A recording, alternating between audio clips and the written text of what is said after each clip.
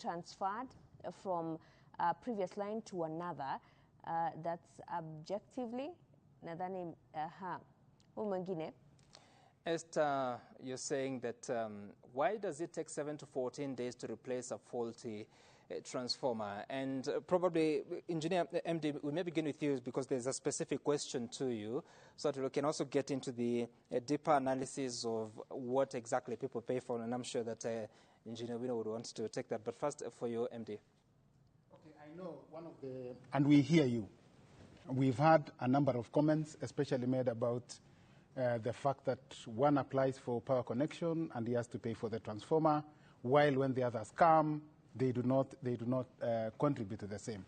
The issue is, and I really want to, following on the tip from my boss, the CS, he did indicate that Kenya Power operates as a commercial entity. But there are those other programs which the government does by virtue of the recognition of the importance of power. And they normally come under the last mile scheme. So it's either a social program, in which case the government funds it under the last mile scheme, or it's a commercial venture. Now, when you look at the tariff that we do charge for the power that is consumed, there is no provision really for the cost that one would incur in putting, putting that transformer.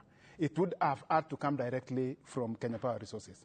But look at this sum, that for every 100 shillings, for example, that you pay in the bill, 65% goes to generation. What only comes to Kenya Power, possibly for the 100 shillings, is only 20 shillings. And when you look at the composition of that 20 shillings, it might be 10% of that, which is really the profit that Kenya Power makes. It could even be lower. So that would say then that for every 100 shillings that you are dealing with, your profit is only 2 shillings. And if you were to make a capital investment in millions, it would really take quite long for you to recover it, and you might never even recover it. And that is actually why the tariff was made quite simple.